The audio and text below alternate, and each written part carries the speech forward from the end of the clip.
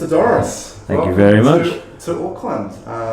No mai haere mai. That's Māori for welcome. Thank you very much. And it's just so great to have so many talented artists, from the UK and from all around the world that are now coming through that we've missed out on, during COVID. You guys had it for a long time. It was about nearly 3 years, wasn't it? Like where people weren't coming into the country. Yeah. There was some interesting stories about what happened. I think there was a couple of artists that some people say that the Prime Minister may have helped out in terms of getting in. Well, good for them. If you have a Prime Minister that helps art, then you got a good Prime Minister. Yeah, so that's good. And look, how's the COVID side of things been overseas? Look, to be honest, as I think most artists or DJs or anyone involved in hospitality, it was two really one really difficult year was 2020. 2021 in Europe was harder, but a few things opened, and then we opened up properly last year. My personal story. I'm based in Ibiza. I've lived in Ibiza for more or less 20 odd years, but my wife and I also had a home in London because that's where her work was. She was actually working the front line. She's in cardiology, so she was working in ITU for the NHS in London's busiest hospital. So I obviously stayed in London with her. We had to choose either Ibiza or London. Sounds all fancy, but it isn't. We've got two small apartments, but we had to choose one or the other. And obviously I stayed with her in London because she was needed in hospital. Of course. But that meant, because I'm registered self-employed in Spain, and I was living in London, neither government would give me any help. Really? Yeah, because Spain were like, well, you're choosing to be in London, and the British government, well, you don't pay tax here, we're not going to help you out. Yeah. So I was screwed. Luckily, I had friends. The apartment block where I was living, I got on really well with the caretaker. I ended up doing painting and decorating and and doing. I did anything, and I ended up working for my friend's removals company, which was one of the few industries that actually boomed because all the rich people moved out of town. That's right. So look, it was a struggle for me personally. It really was. But on the flip side, and looking at the glass half full, I got back into production, and I made more music in that period of time than I've ever made in my life, and it gave me the bug again. And since then, I've just been making more and more music and more inspired. So look, glass half full. I took from it was positivity and realization what a wonderful life a lot of us live. I think so. I think the adaptability being adaptable is such a key factor in succeeding in this, especially in the DJ industry. Because I think some people might see you as a very adaptable or multi kind of talented person where you can be in lots of different types of spaces within the DJ industry and be completely comfortable with that. Well, I love most music, not all music. Everyone's welcome to their tastes, but I don't dislike any music. I just prefer some styles. But yes, I pride myself in being able to adapt, whether that be musical style or even vibe of location. As we hold on. Bring it in, man. As we wish. We're gonna see shameful plug here. I visited this one amazing record shop. It's absolutely fantastic. Haven't been to a record shop that size actually since San Francisco, the Amoeba record shop over there, and I picked up some fantastic rare hip hop vinyl. So, I pride myself in my hip roots are like jazz, funk, and hip hop.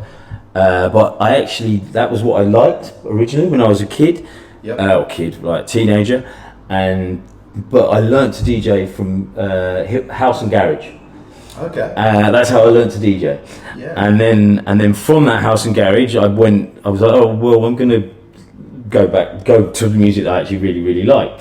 Yeah. I like all music, as I said, but then so I kind of did like when it comes to my DJ history, not musical history, DJ history, I went house and garage, and then I went into hip hop and funk and all that, and then I've done kind of full circle now. I'm kind of doing the house and disco thing again. Yeah. But again, I DJ anything and everything. Yeah, I was going to just chat to you about the history from your beginnings, and one interesting question would be where was the first place that you played when you started, and were you playing on vinyl? Yeah, I was vinyl, but it was all that was available when I started DJing when I was 16, so that was like 19. How the fucking hell? I'm old now. 44. So it was like 1994. Oh, mid-90s. Yeah, mid-90s. I started DJing. Yeah. Started DJing, and yeah, all that was available then was vinyl, and I was on belt drives as well. Like Christ, like thinking, I know it's insane. Like looking back, it's just like, how the hell did I do that? Like compared to nowadays, like I mean, I like whatever you use, it's just what comes out of the speakers that matters, not what you play it on. But like nowadays, like if you use these controllers, like or whatever, it feels like, how the hell did I do that? And so yeah, off vinyl belt drives, and I was obviously like a bedroom DJ to begin with. Yeah. Back in the day, there weren't many places that had DJs. Like you go out the cities. Yeah. There weren't many places that had DJs. There weren't many places that had turntables. There were a few, but not many. Yeah. Not like it is today. Like you can go to any bar or restaurant even. Yep. You'll find a pair of CDJs or a controller. Where were you based? I was where was I based then? I was this was in London. This is where I grew up in London. I grew up in North London, but there was in London, but we were in the suburbs. And I went fuck all there. Like I don't know. I'm into it. Sorry, That's swearing. fine, that's right. That's right. There wasn't much there, and so like that, and then so I actually, when I was DJing at 16, when I was just doing house parties, and then it was when it took me to go to university. Okay. Where I went to a coastal town called Bournemouth, which was happening back in the day, and it was a really good musical vibe there. And again, it went from hip hop and drum and bass to house, which is one of the good things. Which I think a lot of UK DJs and musicians really have an affiliation with New Zealand, because there's a good musical spectrum here. Yeah. Where a lot similar to the UK. Yeah. It's not really like one thing in the UK. It's like obviously we have got the black history there, where it comes from reggae, and obviously the European history and the American house that came over like in the 80s and 90s, and obviously rave culture that was created in the UK. And I think that's why there's a good affiliation between the two countries. But yeah, it's like I started playing in Bournemouth, which is the coastal town, when I was a student. And a little fact, I studied archaeology, and I was an archaeologist. All right. Okay. After studying, I was an archaeologist for 2 years. Even after I passed my I got a 2-1 in my degree, and which was pretty good, I must say so. And even I used to publish works. I used to write for archaeological magazines, and all sorts. Wow, went off to Greece for 2 years. It was amazing. I loved it, but the honesty is, the money was terrible. Like most things, unfortunately, like ology, anything with ology on the end, geology, geography, well, no, geography doesn't, but ology, geology, archaeology, anthropology, all of these, they're really terrible, really poorly paid. Okay. And so I had two choices. Was like either I was DJing a lot still when I was doing it. I was DJing at weekends and doing the archaeology in the week, and I was like, well, like I got to choose one. I can't work 7 days a week. Well, I could have done, but I didn't want to. Yeah. And I chose the lifestyle and money over my studies. And then from Bournemouth, I got kind of which was a coastal town, went back to London, and I was always between these times going to Ibiza as much as possible. Okay. Was it seasonal back then? Or It was very seasonal back then. It was more seasonal back then than it is now. I mean, now it's more of a year-round destination, Ibiza. And a season itself, obviously there's still seasons, like a tourist season and an off-season. The tourist season now is like 6-7 months, whereas like back in the day, back in 90s, up until maybe mid-2000s, late, even the last 5-10 years, it was 4 months, so it's extended by 2.5 months. It'll be an intense 4 months. It was insane. It was insane. Nice. Like back at Ibiza back in the day was like the Wild West. Really was like the Wild West. And then that was like I kind of cut my teeth DJing in London and in between London and Ibiza. Like building up relationships as you do with promoters and being rebooked by the same guys, and I think that's something that I've kind of prided myself in my career is like most people, touch wood, a lot of people, let's say not most people, a lot of people, once I've played for them, I will play for them again. And I like to think I like to build up relationships with people. Hence why I'm back here again. I'm like Murray. Shout out Murray Sweatpants. You are a legend. An absolute legend. And cheers. The Tiahu Collective. Shout out to you guys as well for having us. Thank you so much for having us, guys. Yep. So like building up these relationships and that's what I did. I built up relationships both in the UK and Ibiza, and just handed back in the day mixtapes. Literally mixtapes or mixed CDs as it developed. I find that fascinating, and one aspect of potentially DJing is very relationship driven. It's obviously it is. You need to show people what you can do, like show your talent off. I think it used to be. I think now it's because it's like business techno now. It's like it's like you don't need to, like nowadays.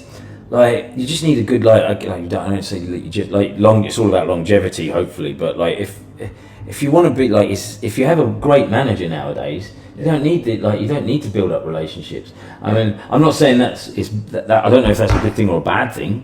Yeah. But like what the music industry at the moment is an industry more than it ever has been. Yeah. Okay. That's my view anyway. That's my view.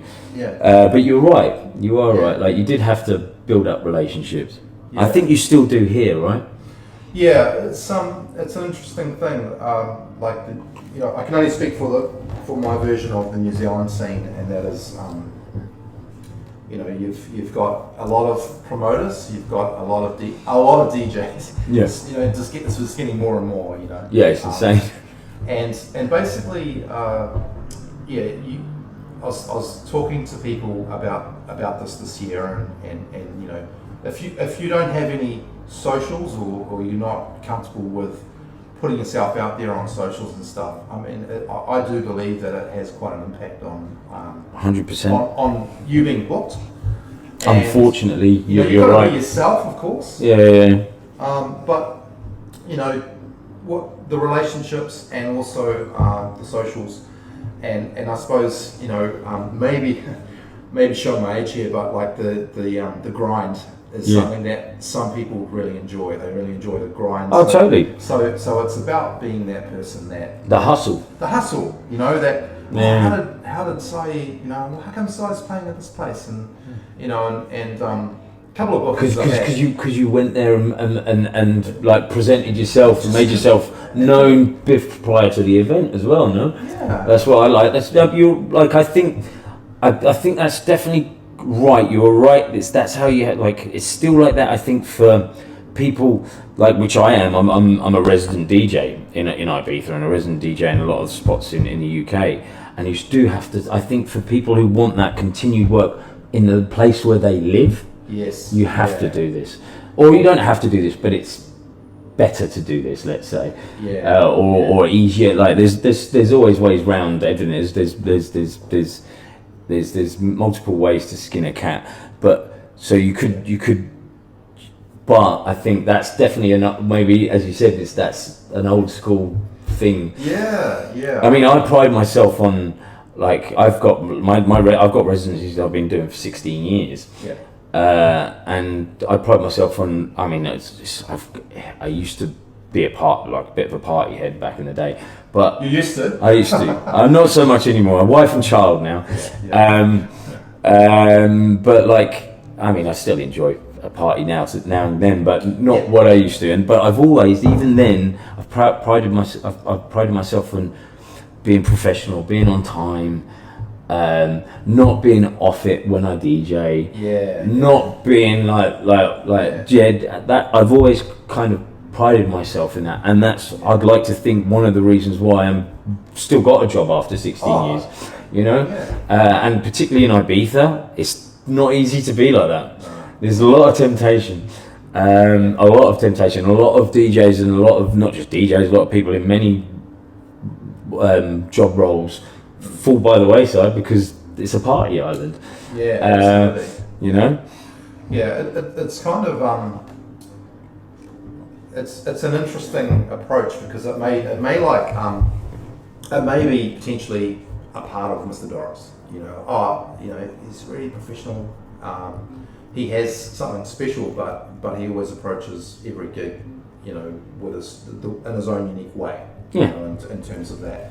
And I mean, I can only speak for myself, but I always try and keep those morals and values, you know, that basically continues your name to be good. Totally. In the industry, mate. You know, so people will bloody. We've also got what's so like? Yeah. You know, fuck, he's bloody 3 hours late, and you can't have it. He turned up and he only had one CDJ. Man, like, guys, some of the stories I could tell you, like even last year, like I was had a residency last year at a venue called Leo on Ibiza. It's the little sister venue of Pasha, where I'm also resident, and I was doing this Monday nights. I was doing residency with Felix the House Cat, and one of the Mondays he turned up without a USB. I'm like, right. What? Like what? Like, what are you doing? Yeah. Like, how the hell? Like, look, I love him to bits, and I hope God he doesn't see this, but you never know. You never know. Hi Felix, love you. But we don't know what his day was like. No, we don't know what his day was like. And also, I think like but these things, this happens like quite often. Like, I play Serato, and I have done for many years. Yeah. Great. Another shout out Serato, another wonderful product from your great country. And I've even though that's my preferred medium to play, I've always got the vinyl. I've always got the USB with the tone. Yeah. Always got the CDs, the old school CD tones, and I've always got spare USBs with record box, and I've also got a CD wallet. Right. Sure. So I've always got that. I've always got that covered. Well, but like that's like the idea. That's not hard for me to keep them in my bag. Yeah. It's not a hard thing. It is harder to explain yourself to a promoter why you can't play any music. Absolutely. You know, but that's just me. That's my work ethic. I think everyone's got different horses, different courses. Everyone's got their way of doing things, but I find it difficult to understand why someone wouldn't. Like, you wouldn't go going back to how it used to be. Like, you would always take your vinyl to a gig. Not turning up with your vinyl is just ludicrous. You know, if you think of it like that. It's like it's funny. Like, you know, and I'm not pointing out anyone in particular, by the way. People out there. But you know, sometimes. You know, if you're working in the inner city, then it's not a big deal if you don't have a car. Okay, you know, you can get around and it's fine. And whatever you're doing, whatever scene you're in, it might suit you to be in the inner city anyway because of the hours and the places you're playing and all that sort of stuff. But you know, the amount of times you've talked to DJs over the years and they're like, "Well, I don't have a car. Like, you're going to have to come and get me, and then you're going to have to drop me back." After the gig, you know, and if you're at a festival and you know the festival's quite a way out of town. Like you got to, as a person booking that business, Yeah. you've got to bloody take that into consideration. Totally, yeah. I suppose it could go the other way when you're like, well, I'm ready now. We've packed down the whole thing, and they're like just KO'd on the. Yeah, right. Or still going for it. Yeah. But I mean, yeah, you don't want to be kind of seen as he can be a bit difficult. So, or unreliable, or yeah. I'd like to add, just to the viewers or listeners, the party with Felix where he forgot his USB. He invited. No. Listen. It actually ended up being amazing because he rang around so many people trying to get some music together. He ended up ringing Carl Craig and Jellybean Benitez, and these guys turned up to the venue with their flash drives, and we all ended up going back to back. Right. So what could have been a terrible thing ended up being amazing. Yeah. So that's good. it was a fantastic, ended up being fantastic and better than it would have done maybe if he'd have just brought his USB.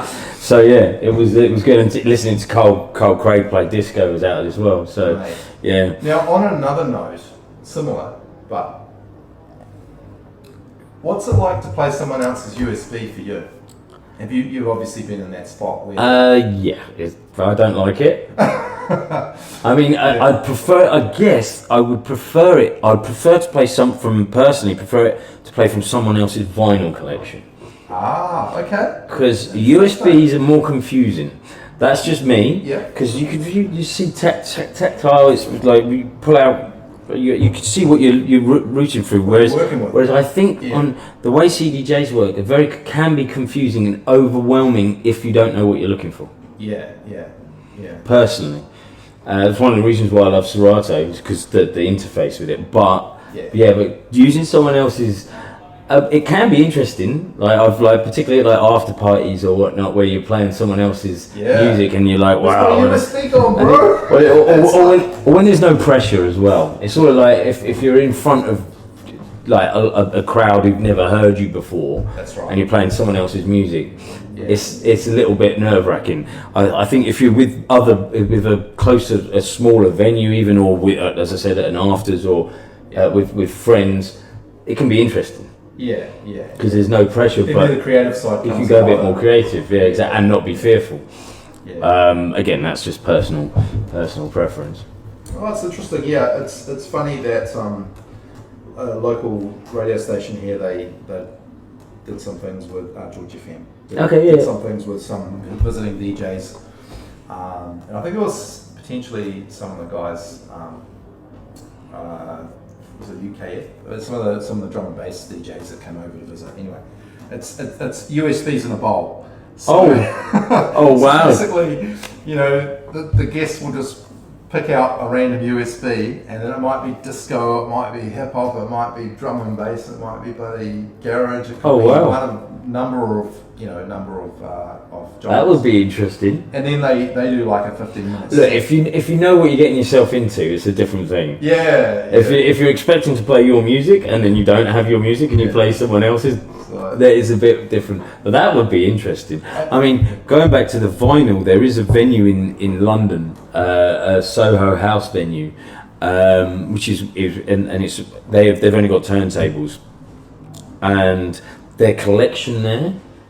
The venue's collection is phenomenal. Wow. Okay. And I've spent evenings in there where I've literally just gone through their collection and played, because it's more of a listening party rather than like, I got to mix this, I got to mix that. That is quite interesting and educational to I think. Like I was like, what the hell? I know that artist, but I don't know that album. If that's on that label, it's got to be good. So things like that can be pretty eye-opening.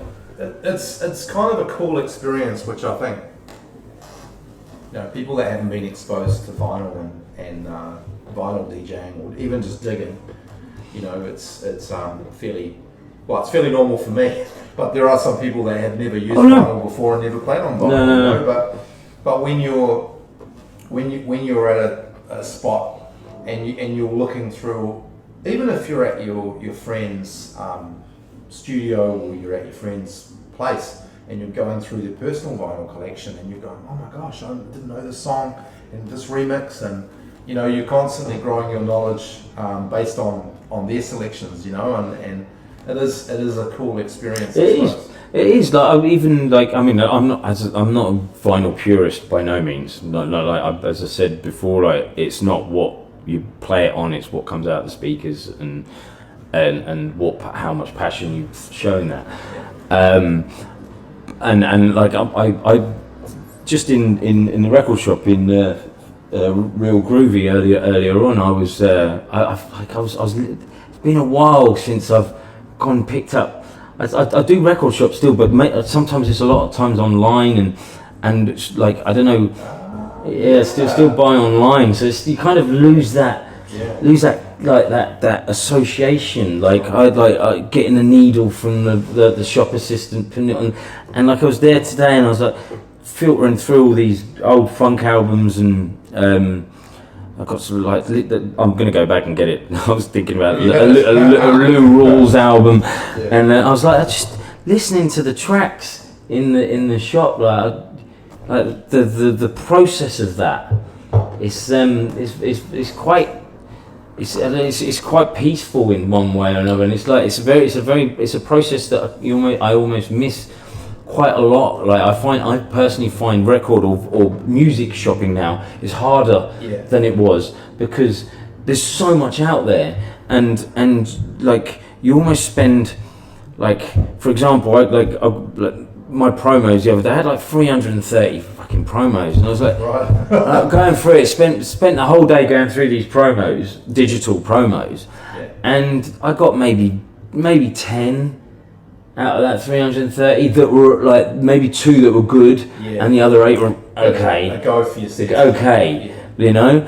And back in the day, I keep saying back in the day, but it's true. I used to have 2-3 record shops that they used to know me, and I'd go in there and they'd be like, "Yeah, we put these aside for you. These you'll definitely have. Don't bother listening to them, just buy them." I always listen to them, and these possible. And so my job was almost done. Well, not my job, but that seeking process was almost done for me. That doesn't really happen anymore. I know some of the bigger DJs have people who actually do all their promos for them. But then that's like you need to have a team for that shit. But yeah, and I kind of like, I mean, obviously I didn't always buy all these tracks and whatever, but that was another human connection thing again. Like, he's amazing. This dude, I've got a connection with this dude. He knows what I like. It makes the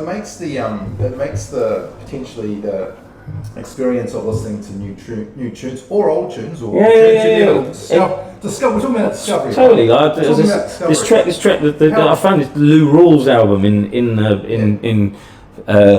this Real Groovy shop earlier on. I was like, oh, should I get it? Should I get it? I'd never heard it before. How important is discovery as a DJ, like regardless of your of where you're at? You know, it's so important. It's massively. It's what keeps us interested, isn't it? Yeah. Like, it's the fresh. I'm still finding like I was like it's fucking. So I'm still finding like and also rediscovering.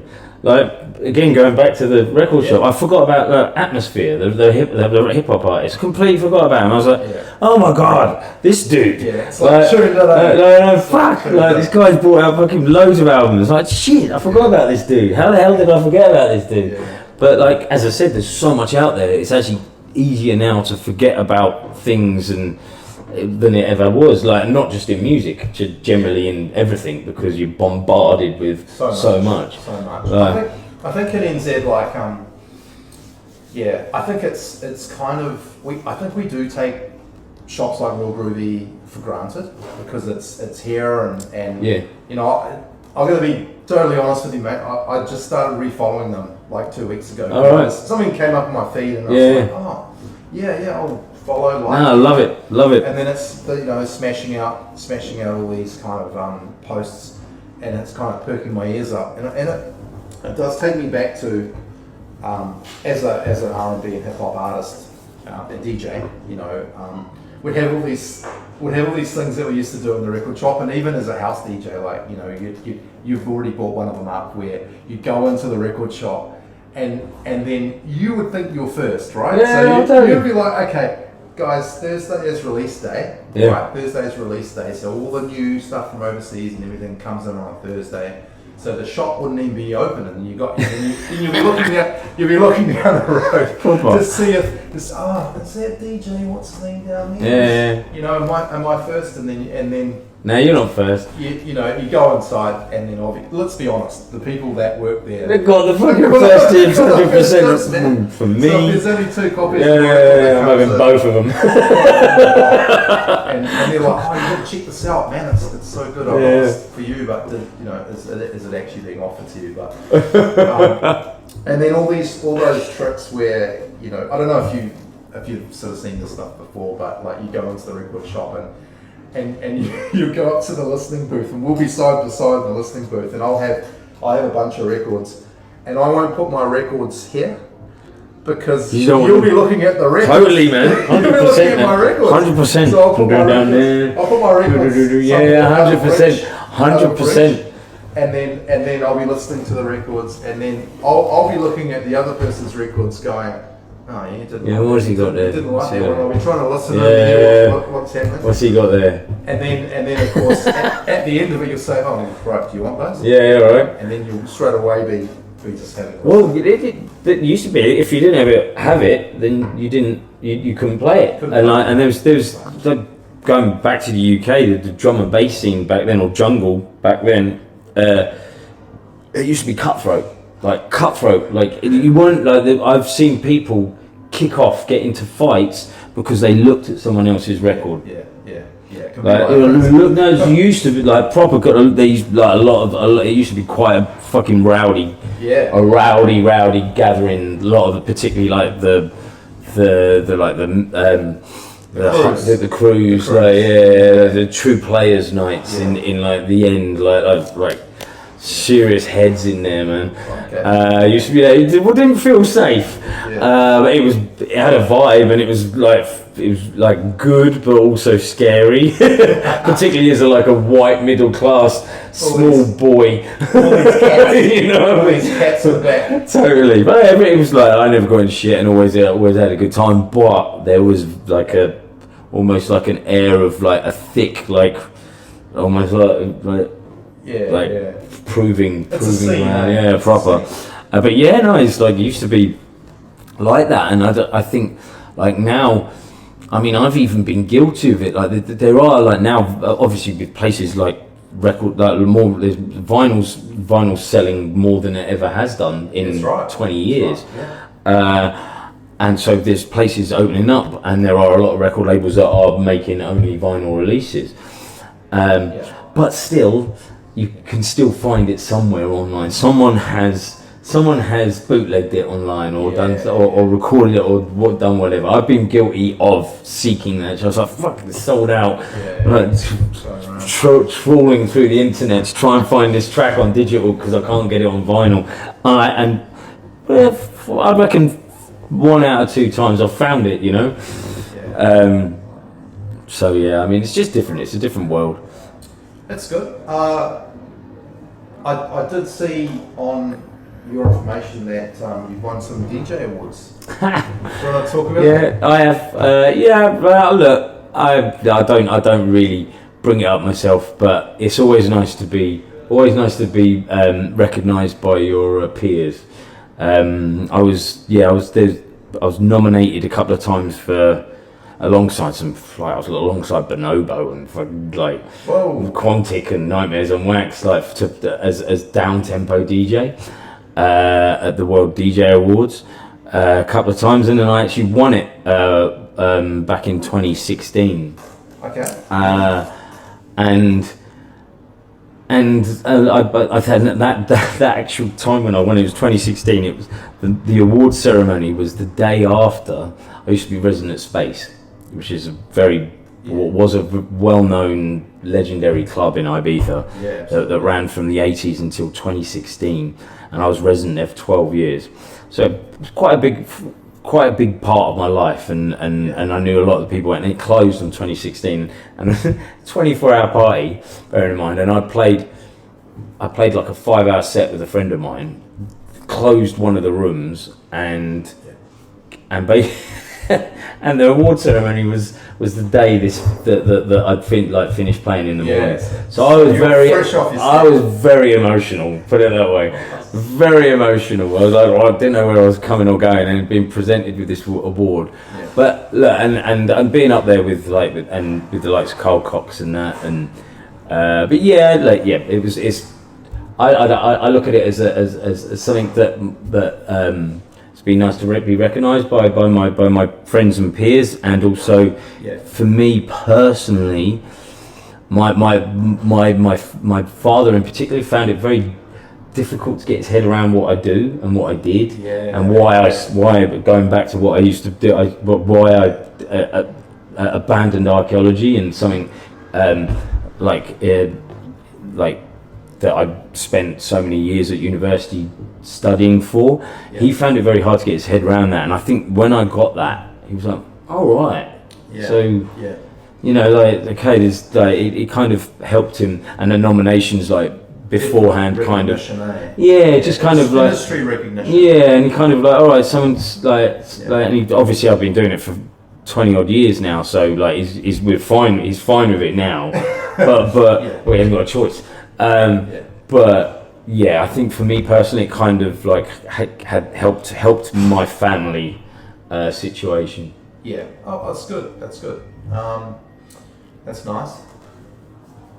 So, if we were to talk about how would you get yourself in the zone for a gig, like let's say, take an example, like you're touring, and you're in the plane. You're trying to get some. I'm assuming you're trying to get some rest. You're going to talk me through this, and then you land, and then you obviously picked up from the airport for your transfers, through where you're going, and then I suppose you know that you're going to play in 2 hours from when you land. I'm assuming some locations are more familiar than others, but let's just say you're going to play. You might go and check in at the hotel, and then from there you're basically on. How does that work for you? In terms of look, I'll be honest. It used to I've changed my ways quite a bit. I used to as I said, I used to party quite a bit, and I realised that I kind of did certain things to get over my anxiety. Being in front of people that you don't know and having to prove yourself. That's not it's like you can be the most confident person in the world, but that's still something. Still hard, it's still hard. Yeah. And then I realised and so I did certain things that would kind of get me either make me forget that and just carry on with it, or just go full force into it. Whereas now, I'll be honest, the last 8 years, 9 years, even maybe a bit longer, 10 years. I do things completely. I as you said, rest, sleep, hydrate. I sound like a loser here, but bananas. There's 2 things on my rider. Bananas are a must. 2 things on my rider: tequila and bananas. It's the only things on my rider. One of them can be more troublesome than the other. But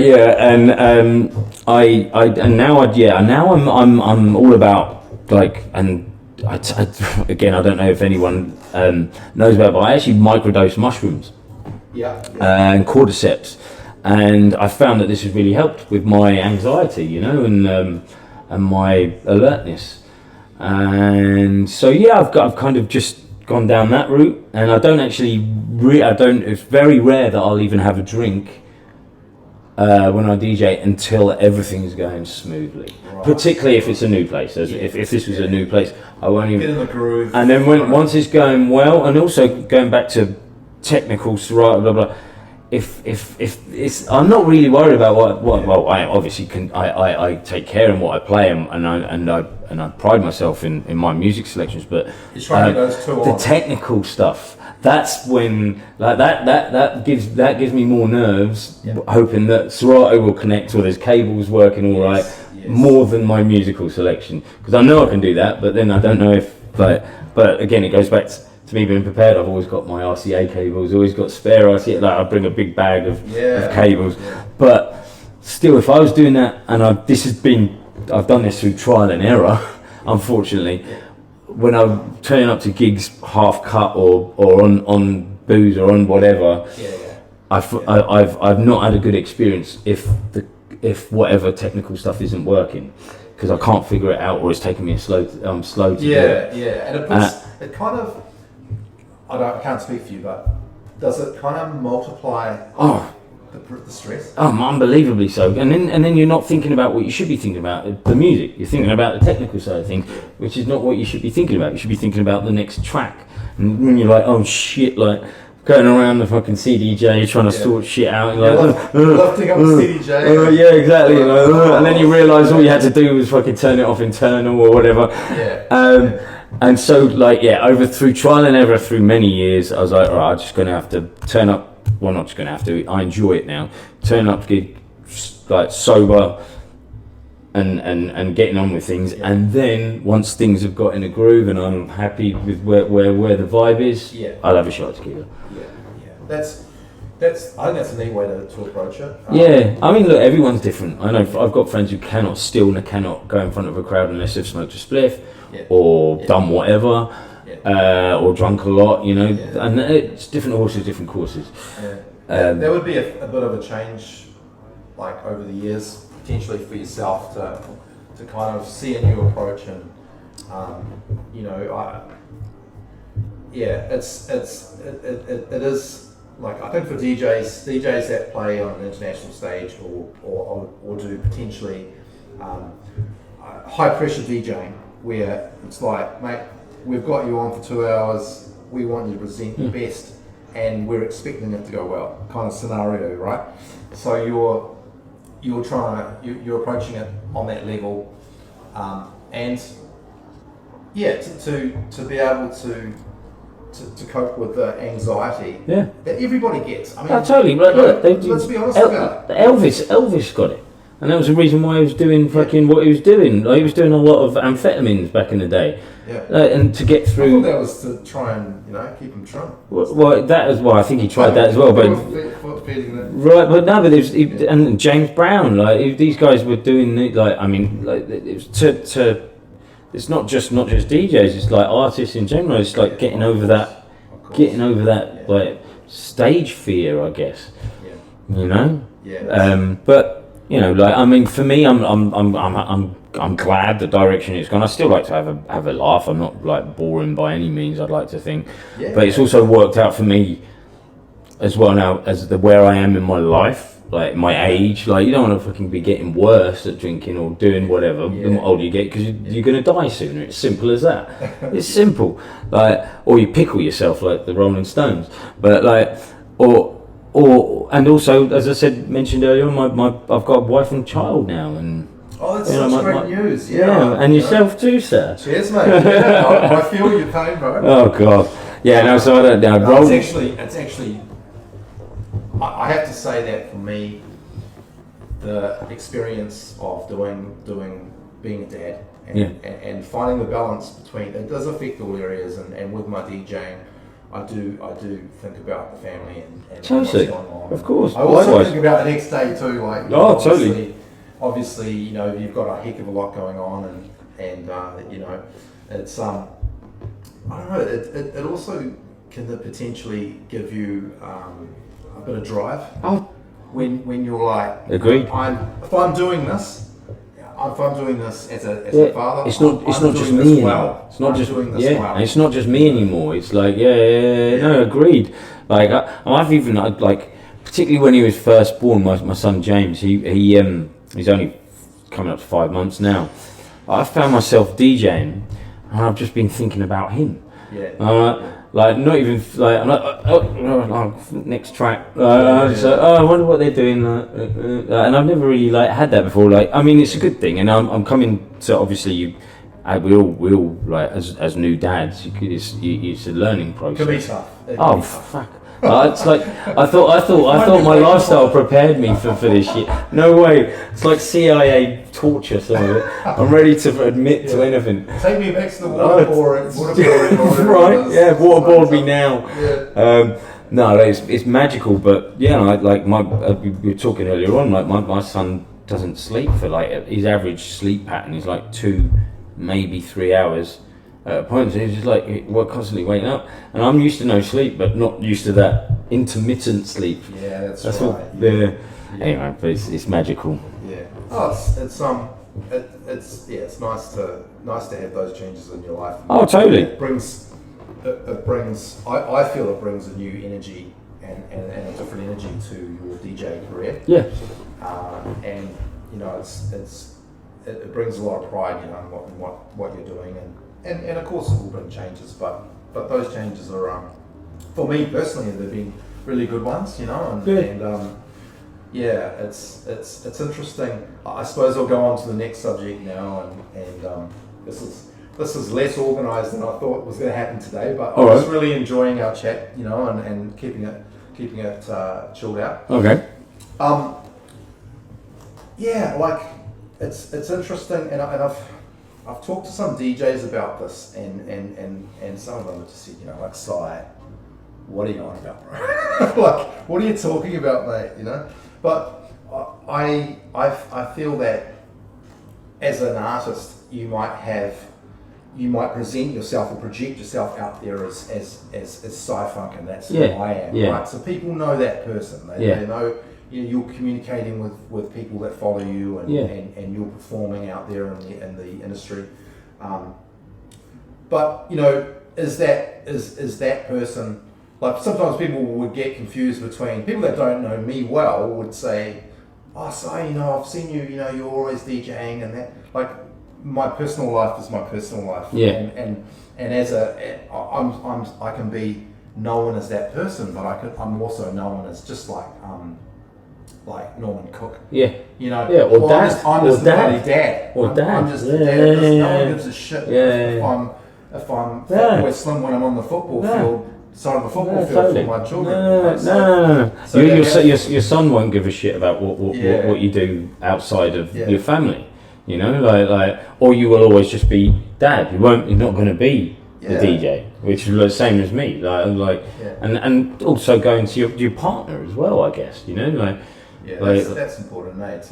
I mean, I think it is important to find that balance. I mean, I've always tried to project like my own personality as much as I can. I don't particularly think I have a stage presence or a stage persona, let's say, because like I'm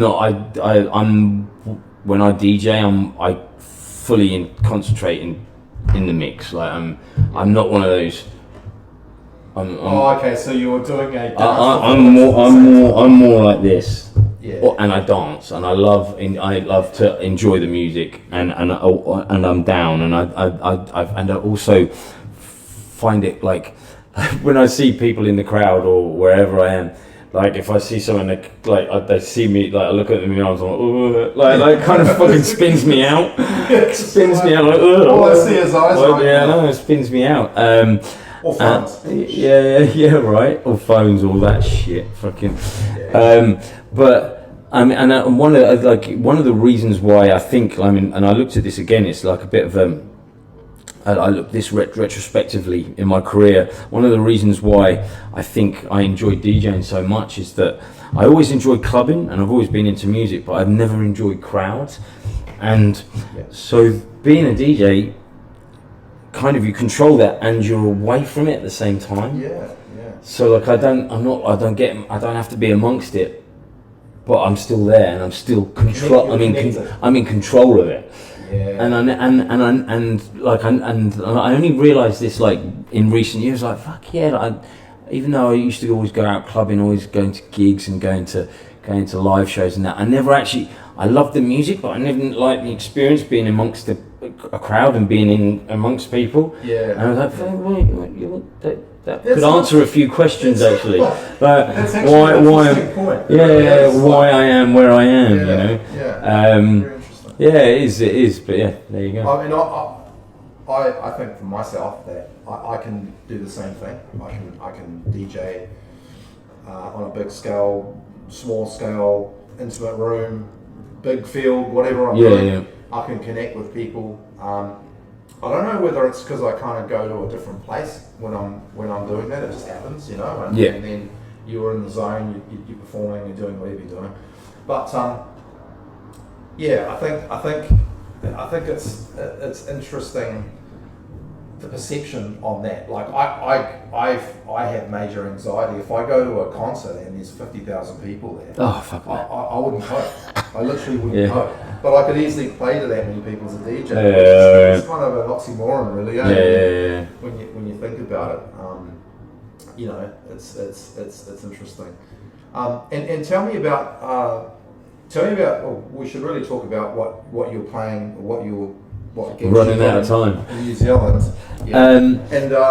Really stoked that plug Murray Sweatpants promo can get you. Absolutely. Well, no, it's not. Spend some time with us. Absolutely, please come and listen to me, guys. I'm down here in this part of the world. I've just come from Australia, actually, where I was in Sydney. It's actually where I left my wife and child. They're there with family. Yeah. And I'm here, been here for a few days now, and I'm playing tomorrow. I'm doing a Sunset gig at Sunset venue here in Auckland. Beautiful venue. I think it's up near the rooftop, so that it's a good vibe. Yeah, I've heard good things, so I'm doing that. I'm going to do, which is looks nice. So maybe I can go in a musical direction there, which I'm looking forward to. With Murray Sweetpants, the man. Yeah. And then after that, we've got a little an afters in at the round the corner, I think. Ponsonby Antisocial. Yeah, that's cool. So there. Ponsonby Social, which is an institution in our fair. Oh yeah, Ponsonby I've heard good suburb. things. I've heard good things. Yeah, people. And then on Saturday we're doing. Apparently, this is going to be a really good event. It's called Splash Dance over in Whitford on Saturday, and I think we've got a little afters for there. And then I'm doing a radio show on Sunday. I mean, sorry. Yeah. Can't remember though. I'm sorry. My details are a bit gone. But then I'm back. I'm doing Melbourne and back to Sydney next week. Okay. And then back to Europe on start of April, and then you're into it. Then the summer kicks off and all over the shop again in Europe. So awesome. and then I've got lots of music out. Another shameless self-promotion. I've got a track out right now on 45 vinyl and digital on a New York label called Battle Weapons, called New York Kiss. So go search, get that. Yep, make sure you pick that one up. That's proper hip hop, and then it's a booty though. And then I've got so many releases this year. Stuff out on Jalapeno Records. Got some original material on there with remixes by people like Crafty Cuts, That Man Monks, some dub stuff with George Solar. I've got some house music coming out, remixes with the Baker Brothers. Got a track with DJ Vadim.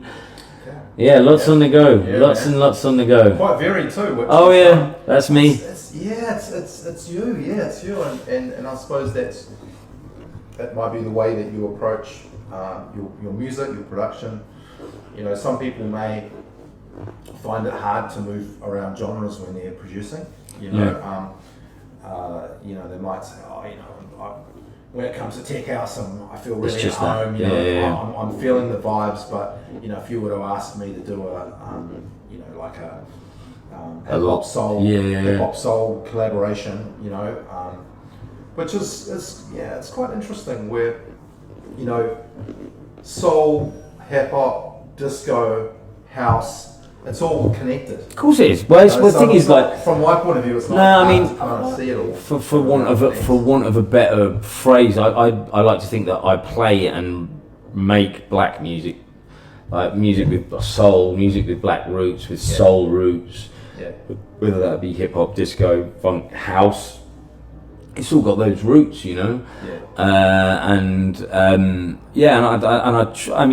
that's what my DJ sets are like, and I'm in the process of starting to write an album, and that's my intention is to do a proper album. Like I'm going to go from from one sound into another and then back down again. Yeah, the whole cool. interludes. I'm bringing in interludes, the old school. Interludes. Yeah, man.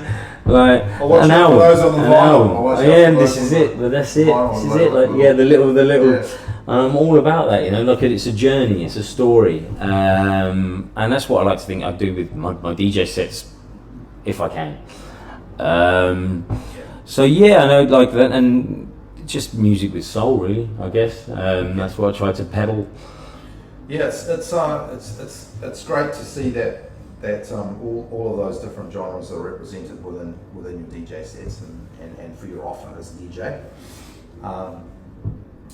I'm trying to think of another. I had a question, but I've lost it as you cut this out, by the way, Si, when you edit this. Cut. Yeah. Okay. So in terms of production, what's your perspective on production and producing equipment? Like, when you're thinking about what you use at home, and you'd obviously have a good studio set up. Do you produce when you're traveling? I produce mainly when I'm traveling. I must admit, like I'm completely honest as well. I am an absolute ideas man. So, and I've got a very basic setup at home. Unfortunately, because we've just moved home as well, so it's even more basic than it usually is.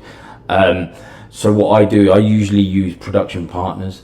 I say use. They're in there. They're willing. So I'm always producing with someone else. I've done a few bits by myself, so I am an ideas man, and I will gather a lot of my, again, going back to like a lot of my stuff soul based. So like I will find samples or even my house, like the house I produce is like done in a hip hop way, where I'll find a sample or hook and loop that sampling style. Yeah, totally. I'm a bit like, even the way I DJ, like again going back to Serato, like I loop all the time, so I'm always finding loops, and I always like I'll go into my set list or whatever my tunes that I like, and find a loop in there and save that up, and then I go away when I DJ. That loop's going, and drop it in and out of that. And that's how I produce. So like I'll come up with multiple ideas, particularly when I'm traveling, because that's when I've got some time. And like whatever style I'll be going for, I'll be like, okay, this is this project, this is that project. This needs to go to them. This needs to go to them. I look at myself as quite like an actual I suppose the terminology producer. Like I will like, even like in a film way, where I would outsource a lot of the hip hop I get. I'm the one who connects with the rapper or the lyricist. Right. I'm the one who connects with the live instrumentation. So, and I put all that together. Yeah. And then I use an engineer in the studio. Yeah. And that's how that works for me. Yeah. No, it's good. It's good. To have that vision. Yeah, is unique to you. Yeah, I guess. There's loads of us. I like to think I have my own particular style, but yeah. No, it's interesting because I've dabbled in production myself, and sometimes when you're inspiration strikes me at any time. So when I travel down Aotearoa or New Zealand, I might just. The time might be right, or I might even be driving, and then I have an idea. Totally. And I'll write it down. Yeah. And then of course that night I'll be able to thresh it out. Yeah, I've recorded like live recorded things on TV and shit like shit. Like something on the TV, like that sample, or like an acapella, or something on the newscast that someone said with no sound in the background. Like, oh man, I can use that. Quickly rewind that, record that. It can come from anywhere. Absolutely. Yeah, and I'm a firm believer in that. Again, going back to that, like almost that cut and paste hip hop. Yeah, way. It's a neat way. And do you know any other artists that are kind of DJ artists that are in both worlds, like that can kind of hold down. Obviously, like the likes of A-Track and I mean, there's people like Tom Middleton. You heard of Tom Middleton? Yeah, man. But like he does that shit. Yeah, totally. Yeah. No, he's like proper. Like he does that stuff. There's a few, like even like Nightmares on Wax. That's right. Time out. We're talking too much. Nightmares on Wax. Nightmares on Wax, man. Like George, he's a good friend of mine. He produces in this style and also produces a massive spectrum of sounds and BPMs. Like if you hear his new album, there's a lot of 4/4 house tempo music, but it's still got the Nightmares on Wax stamp. Yeah, that vibe to it. Still got that vibe. But then on that same album, there's a proper chill out, melodic, almost almost something you could meditate to. But no, there's quite a few of them. But yeah, Tom Middleton and Nightmares on Wax off the top of my head. Yeah, I've always, as a fan of DJs and a fan of live sets and DJ sets and that, I've always kind of enjoyed. To me, it'd be really enjoyable to watch a DJ that's not known for something play another type of set. Oh, absolutely. I love all that. I don't know, man. Like, it normally happens at the afters, like you say. Yeah, proper. So you go in there, and then there's people that have been playing frickin', main set driving music. Are playing like bloody. Almost like Back to Mind. You remember those series of albums? Yeah, like or Another Late Night. Do you remember those albums? Yeah, those series of compilations. Yeah, totally. Yeah. Like with the Groove Armada playing a reggae set and shit like that. Yeah. It's kind of cool. I love it. Yeah. And I think that's.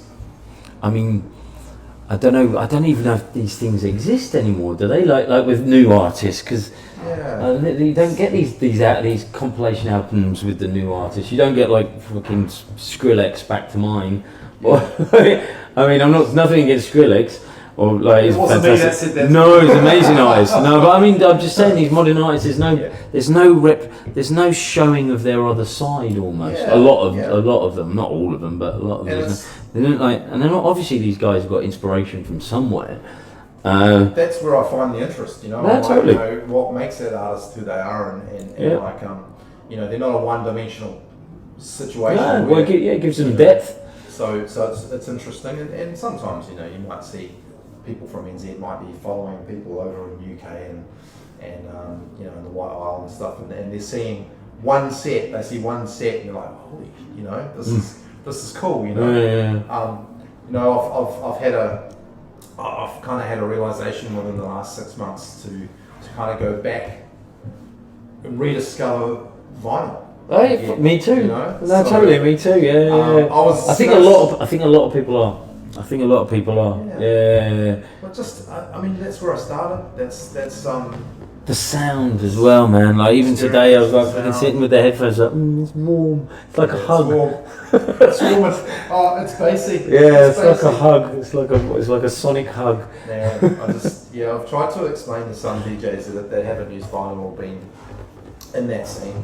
Just the depth of the music, how it basically goes right through. No, totally. Yeah. Playing that, and I think there is a bit of a scene here in NZ where we've got some pretty hardcore vinyl DJs. Yeah. Don't have nice things to say about the digital side. Yeah. Man, like you evolve or die, man. Sorry, like I mean, I'm all for, as we said, I'm rediscovering vinyl, but like you can't be anti this or anti that. It's music. Like I get it. Like, but if that digital DJ is playing terrible music, then all right. If that digital DJ is playing good music, then it's good music. And if he's only got access to that controller that he's playing that good music on, why are you going to deny him that? You're going to deny the people who are listening to that good music just because it's digital? It's easy to say like go and buy a pair of 1210s and a mixer. That shit costs thousands of dollars. Yeah, it does. If that kid in his room who can't afford that and gets into music through a controller, fucking amazing. It's good. I don't know. Like, I'm a supporter of both sides. Like, but I don't think you shouldn't judge one or the other. Like Yeah. I'm a non-judgmental person in general. I find that for me, I just find that I'll use whatever gear's there. Yeah, totally. I couldn't care less if I'm using CDs and I've got like one of those frickin' CN88s, those Denons from like back in the early 2000s. You breathe on it and it goes wrong. I think there's one. Oh wow! Actually, brilliant. More for historical look. Yeah, right. But it's a relic. Yeah, I'm not. Oh yeah, look. I mean, obviously, don't get me wrong. I've got my preferences. Yeah. But I'm not one of those people who will kick off because there isn't something technical there that I don't appreciate or don't enjoy. Yeah. I was watching something that James Hype put out recently, and I'm a real fan of the way he approaches things, and he's incredible. His advice. Yeah. He's a real person, a real dude. Yeah. And he said he went to South America and he was doing a tour, and when they sell you short on the gear that's provided, I mean, it depends how you DJ, right? Yeah, totally. He said that he can't jump around the track like he normally would on his normal performance. That's what how he DJs, right? Because the gear just wasn't there. It was the wrong sort of CDJ. So he went out there and tried anyway. And then on the thing I was watching, someone wasn't watching the smoke machine, and they completely smoked the whole DJ box out to the point where you literally couldn't see a thing. No. And that was just when he hit his limit. He's like, I'm out. Oh really? He stopped. Yeah. I mean, going back to George Djs and Wax, he had this similar experience in Melbourne. He's just been in Melbourne over in Australia with when I was over there as well, and one of his shows. They didn't have the right equipment, and you're right. Like, I mean, you're not gonna. I mean, I don't understand, and we're talking on a personal basis, and also I'm not an artist or a DJ that's going on the same stages as James Hype or Djs and Wax. So when you're in front of thousands and thousands of people who are there solely because of you, and the promoter hasn't provided the equipment, that's like not providing the correct bass to Bootsy Collins when he's playing on stage. Yeah, absolutely. I don't understand it from a promoter's perspective. Why would you not provide that? Yeah. Because you're only going to one, if you're lucky, only going to piss off the artist, which isn't a good thing. Yeah. And they're not going to go on that stage in a happy mood. Or two, worst case scenario, you're going to end up with an artist who's going to abandon the gig. Yeah. So like, I don't know, like, it's like, I mean, as I said, I'm malleable, and I'm not these, like, if you're spending like 10 grand on these artists, and James Hype would be even more, maybe God knows how much, shitloads of money, a lot of money. Why would you not spend an extra few $100 on? I don't get it. Like, or at least warn them. Well in advance, like, look, we can't do it for some reason. If you can't, for some reason, whatever reason, can't get that equipment, and for love nor money, you can't get that equipment. Yeah. And you say, look, we've tried everything, we can't get this equipment. This is what is going to happen. Then they can at least prepare. That's right. Not turning up and going. And then you're about to start. It's the worst thing. Yeah, I did see. I'm trying to think what DJ it was now. The name escapes me, but anyway, very, very well-known DJ, tours like yourself, and he put a post up on Instagram, and he said, "Don't know what happened here. Promoter had a Pioneer mixer, and one CDJ." Oh, that was. Do you remember that? That was. I do remember that. It was one of the. It was. One of the J5 DJs.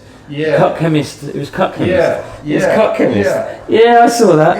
And it was just so ingenious how he managed to get through that. Of course he did. He used the bloody microphone. And then he put it on a bit of an effect. Yeah, so I think it was it Cut Chemist? No, it wasn't. It was one of those. No, they had one turntable. Yeah. It wasn't a CDJ. Having to Cut Chemist, and he was touring. It was like one of those, like Red Rock, like huge, and he had one turntable and a mixer. Yeah. Still nailed it. Mate, it's just fun. Yeah, it's interesting, and even locally here, I remember one of the female DJs, one of the girls was playing on a rooftop bar and down by the city, and one of her needles cracked out, so she only had one turntable working basically, and she messaged out everybody, and who's around and all that kind of stuff. Help.